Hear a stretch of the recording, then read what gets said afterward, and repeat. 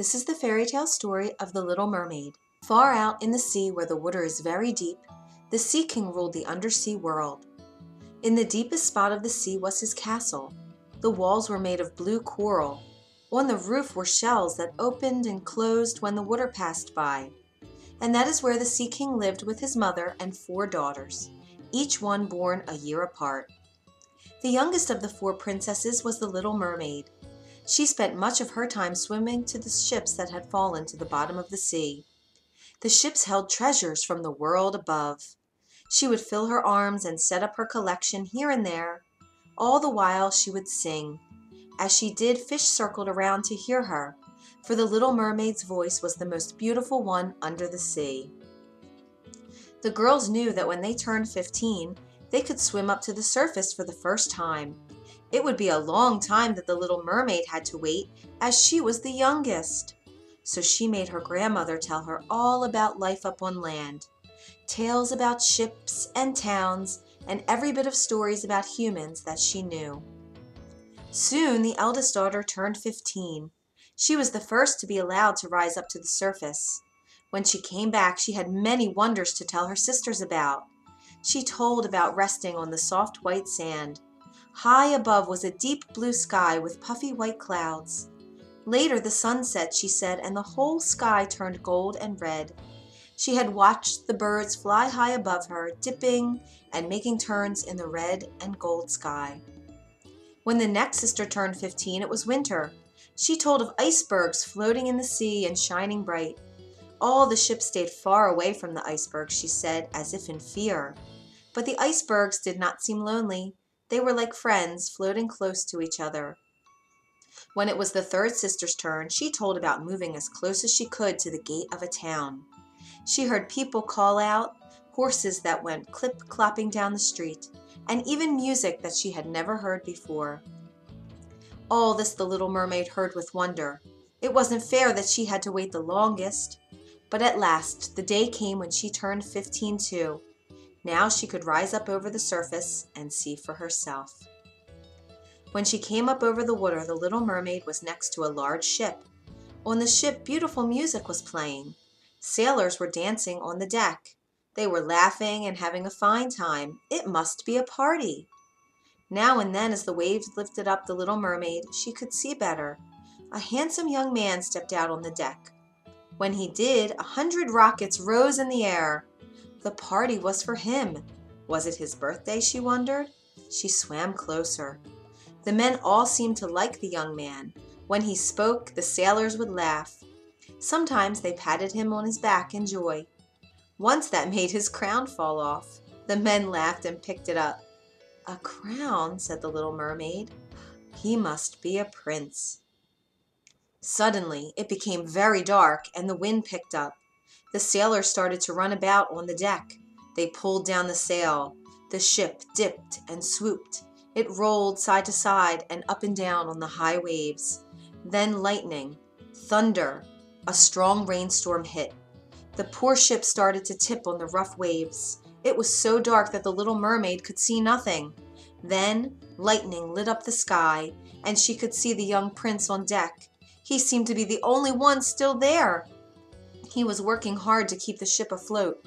He was throwing ropes out to his men who had jumped. But then, all at once, the waves got very high, and the ship started to tip over. The prince was flung to the side of the ship and thrown overboard. Down into the sea he fell. He dropped very fast. What was the Little Mermaid to do? She knew that human beings cannot live under the water. She reached out and was able to grab his shirt. Then she swam up to the surface as fast as she could. At last she could pull his head above the water. There the two of them floated as the waves rose and fell. By morning the storm had passed, yet the prince was as still as he had been all night. From far off the Little Mermaid saw tops of hills. "Land," she said. She swam to the shore, pulling him behind her. It was not easy to pull the young man up onto the dry sand, but she did it. Was he dead? She sang a sad song. All of a sudden, the prince started to move. "Oh, are you all right?" she asked and touched his forehead. Just then, she heard a group of girls coming over. At once she dove into the sea and hid behind a rock. They must not see her, a mermaid. The girls found the prince, who was now awake. They called for help, and soon he was led off. The prince would never know that the little mermaid had saved him. She sank into a very deep gloom. When she went back home, her sisters wanted to know all about her trip, but she was too sad to say anything. Days went by, then weeks. The sisters went to their grandmother for help. The old woman went to her granddaughter. "Child, what is the matter?" she said. The little mermaid cried out, "Grandmother, I will never be happy again." She told about meeting the prince and saving him, then having to leave him behind. "Unless I can somehow walk on land and be with that young man, I will be sad for the rest of my days." "My dear," said the grandmother, "you know as well as I do that it is not possible for a mermaid to walk on two legs. Why, the only one who can do anything like that is the sea witch. But of course, it is much too dangerous to go to her." The sea witch!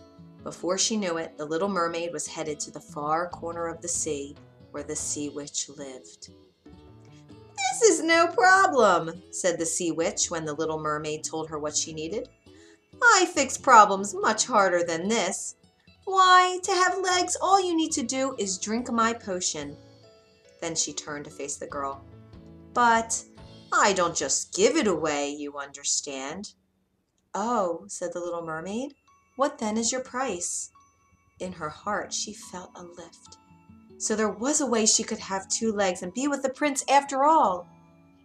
"Oh, not too much," said the sea witch. "For one, you must give up your voice." "My voice?" said the little mermaid. She knew her voice is what everyone loved about her best.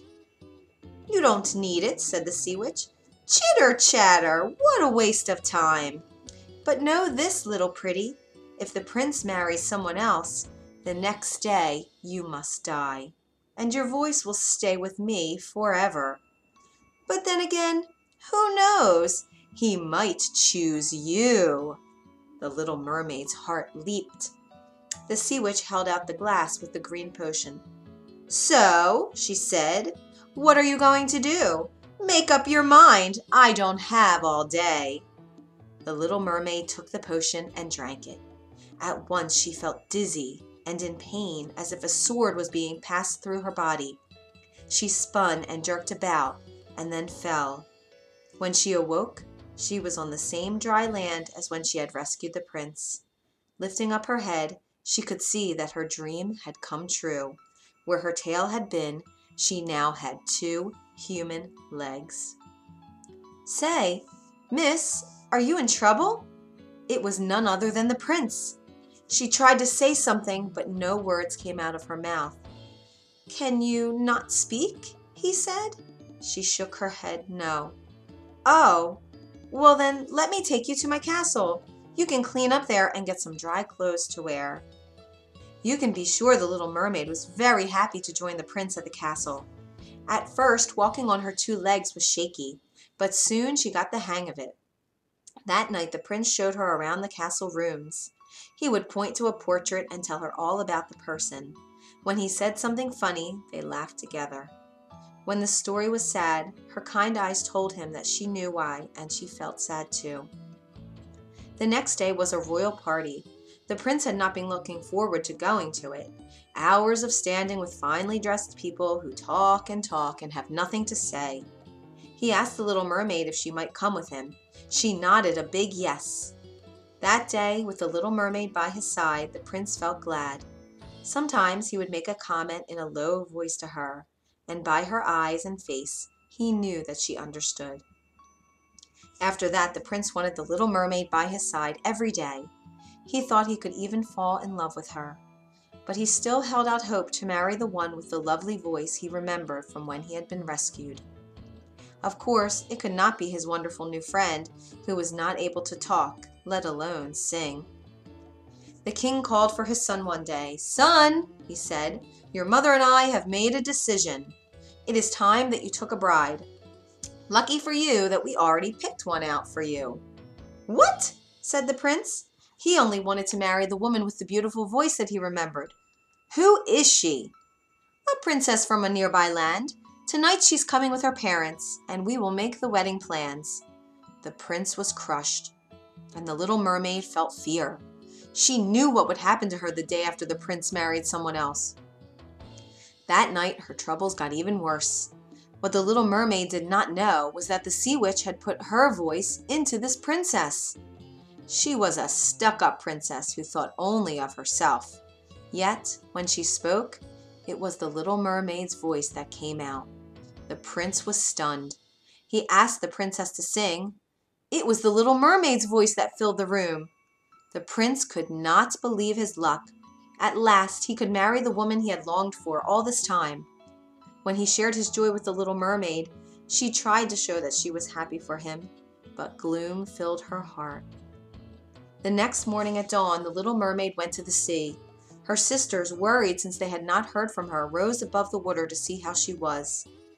Their youngest sister let them know the trouble that she was in. The prince's wedding was going to take place the very next day, and the day after that, she must die. The sisters said not to worry, that they had a plan. They told her to come back to the shore later that night. Then they dove back into the sea. That night, the little mermaid came back to the shore as she was told. The three sisters rose up again. Gone was their beautiful long hair, for they had cut it all off to give to the sea witch in exchange for a knife. With the knife, the little mermaid must kill the princess that very night. Then the wedding could not take place, and she could return to the sea and be with her family. She took the knife, for she knew how much they had done for her in love. But in her heart, she knew that she was not going to kill the princess. The wedding day had arrived. The little mermaid stepped up to the wedding ship with the other guests. The wedding would take place at sunset. In the meantime, the three sisters had returned home. They were met with an angry father.